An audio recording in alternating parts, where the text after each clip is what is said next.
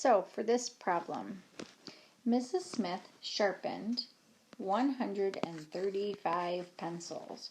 Her students used 88 of them.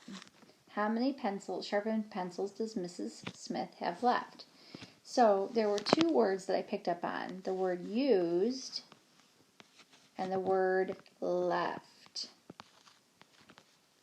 So if I start with a number of pencils and I use them, that means I'm going to have fewer left at the end. And left also always tells me that I'm going to be subtracting.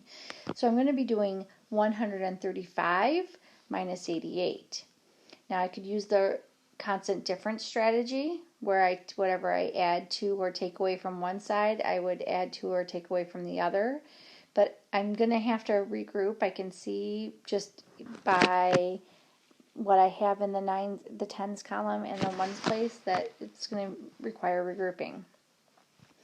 I could use the differencing strategy, or I can use the removal strategy, and I think I'm going to try the removal strategy.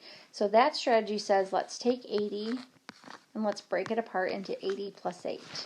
And then I can take 135 and I can take away, if I break 80 into 30 plus 50, I can take away 30 from 135. So now I've got 135 minus 30 is 105. And then I can take this 8 and I can break it into a 5 plus 3. So now I've taken away 30, and now I'm going to take away 5, because then it gets me to a friendly number. So now 105 minus 5 is 100. So now I can take this 100 and I can easily subtract out the 50, and that gives me 50.